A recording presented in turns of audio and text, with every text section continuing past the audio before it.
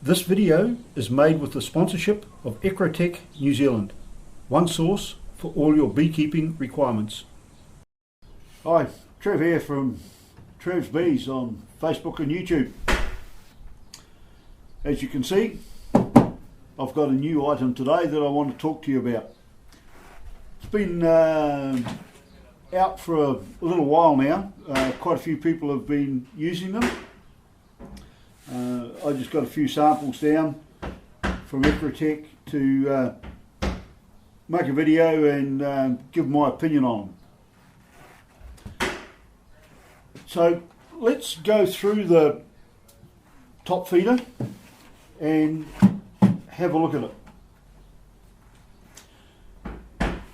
Internally, it'll hold about 11 litres. So from the old BTEC feeder, almost an extra 2 litres of liquid in here, so that's handy for the big commercials who don't want to go around quite so often.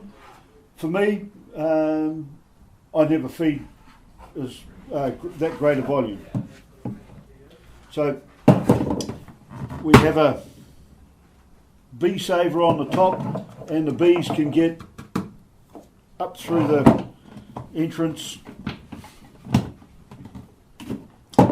like they always did with the BTEC feeder.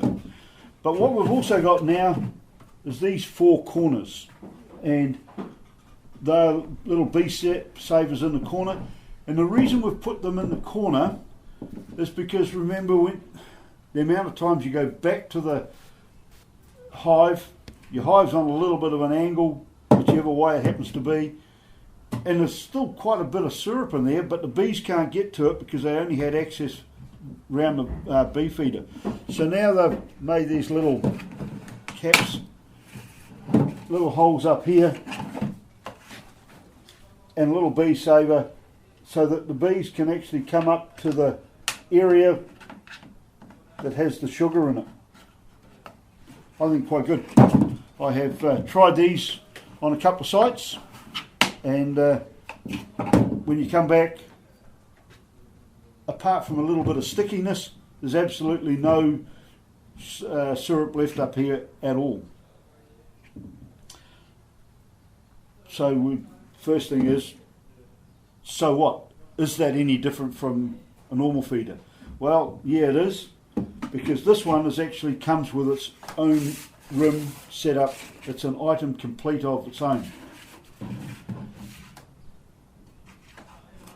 I looked at these for starters and I thought, boy, there's a fair few places there where we can get all sorts of rubbish and stuff, but no, that doesn't happen because it sits over the woodwork and the bees can't get there, nor can the wax moth or anything else.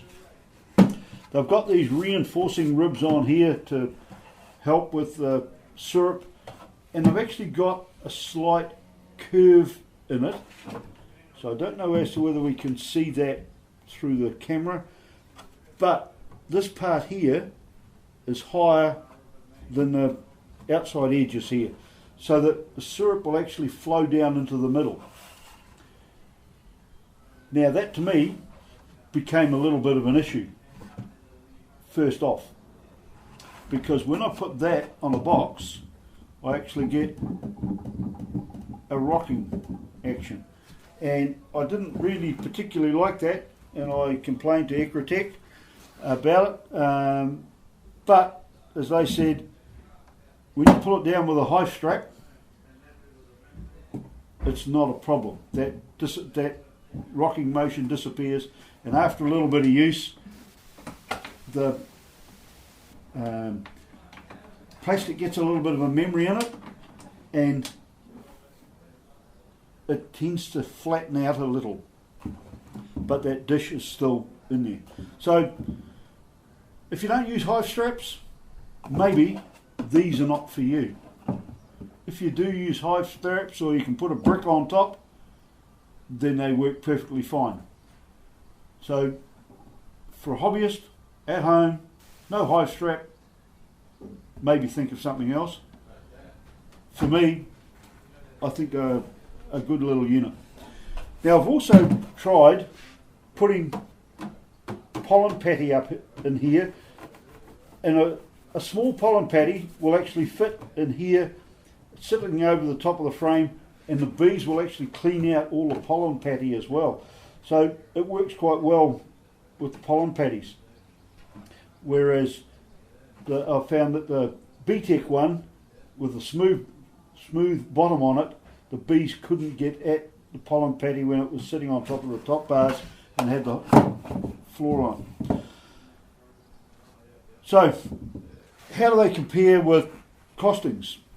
Well, and as you know, I'm pretty well always concerned about the costing of how things compare with other items. A Beekeeping 9 litre feeder is about $10. $5 for the Bee Saver if you use them, and then another $5 to $10 depending on how many you're buying for a room for it to sit on. So around about 20 to 25 bucks. These are in the same ballpark, around about $22. So costing is almost identical. Then becomes a matter of preference, becomes a matter of options. That's it from Trevs Bees, Facebook and YouTube. Catch you around in the beehive.